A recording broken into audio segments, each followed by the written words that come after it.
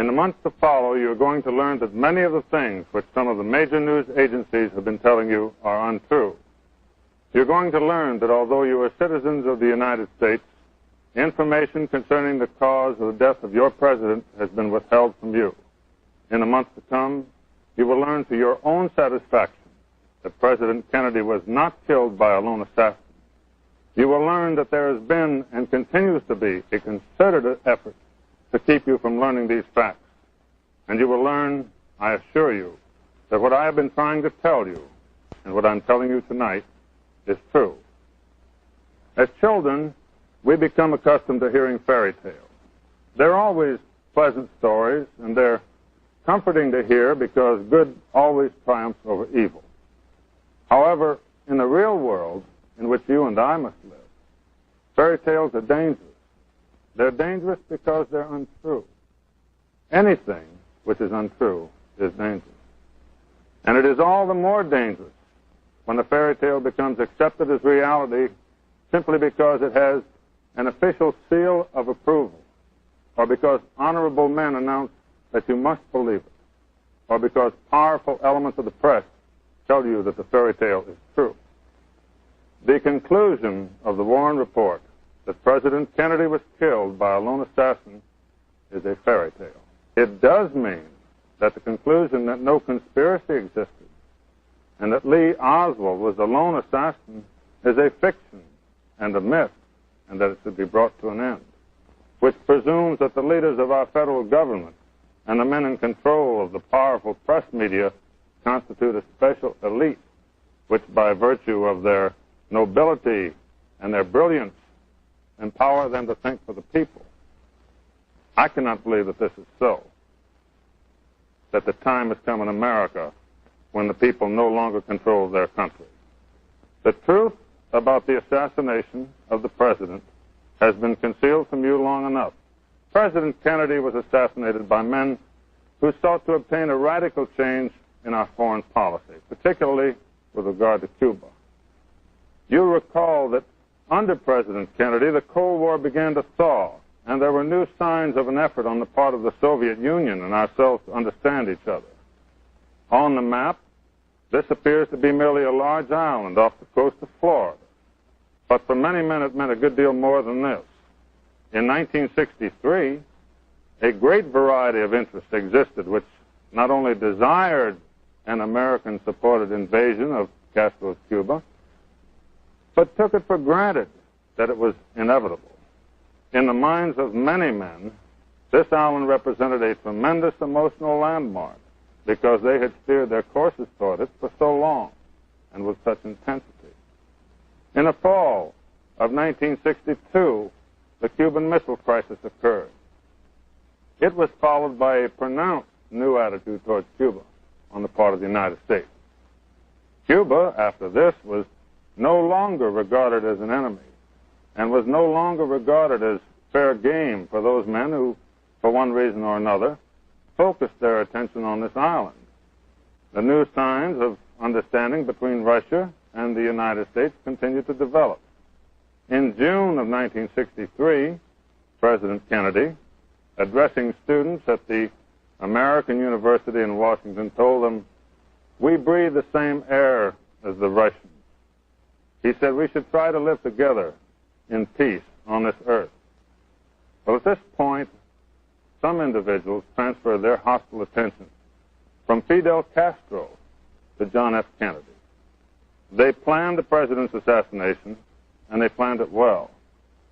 If you, the people of the United States, will learn the truth that the president was assassinated by men who were once connected with a Central Intelligence Agency, of course, this might reflect on the dignity of the CIA. They do not tell you that Lee Harvey Oswald's fingerprints were not found on the gun which was supposed to have killed the president. And they do not tell you that nitrate tests exonerated Lee Oswald from the actual shooting by showing that he had not fired a rifle that day. And they do not tell you that it was virtually impossible for Oswald to have taken his fingerprints off the gun, hidden the gun, and gone down 4 flights of stairs by the time he was seen on the 2nd floor. You have not been told that Lee Oswald was in the employ of United States intelligence agencies. But this was the case, and so I am telling you. Why, this young, uneducated man had learned to speak Russian even before he left the Marines. And there's only one way he could have learned that. Oswald had a higher security rating than his buddies in his Marine unit. During 12 hours of questioning, to give you another example, 12 hours of questioning after the assassination, there is no transcript of Oswald's statements available for you to look at. Now, it doesn't matter where you live. If somebody in your town steals a 1928 Hupmobile, what he says is written down when he's questioned. However, when the man who has just killed the President of the United States is questioned for 12 hours, no transcript is available. There's nothing for you to look at. And believe it or not, one of the explanations given is that the room was too small to include a stenographer. And here's something else. This case has more accidental fires, more burning of paper than any murder case in history. For example, when Oswald was questioned by a federal agent in August of 1963, the notes of the interview were later burned. You cannot see the notes made by Commander Humes concerning the President's autopsy because he burned them too. One of the questioners of Lee Harvey Oswald during the 12-hour session burned his notes. Above all, they do not tell you of the overwhelming eyewitness testimony that shots were coming from behind the stone wall on the grassy knoll. They're telling you that black is white when they tell you there is no evidence of a conspiracy.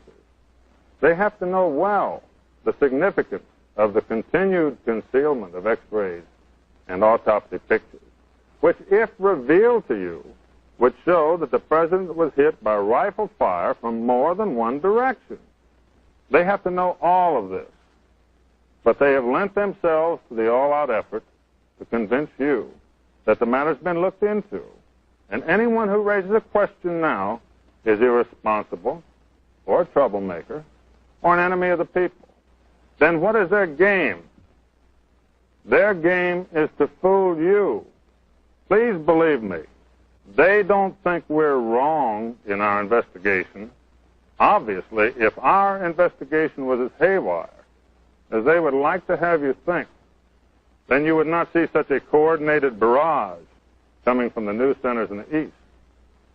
As a matter of fact, the Warren Commission's inquiry into the assassination started off with a completely unacceptable philosophy.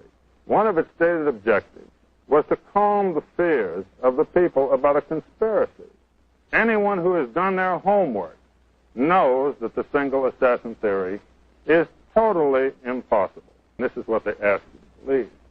It's very much like telling you that it is mathematically possible, for example, for an elephant to hang from a cliff with his tail tied to a daisy. Of course, this is implausible.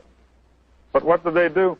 They produce an expert who says, yes, I have made a study of the situation, and this is not a full-grown elephant, and this is a particularly tough kind of daisy, and therefore it was mathematically possible. Now, the official truth, as a result of such expert testimony, as a result of the creation of a series of mathematical possibilities. Now, in this case, I've learned more about the human race than I really wanted to know. And I've learned more about some of our government agencies than I really wanted to know. And I've learned more about some of our press agencies than I cared to know.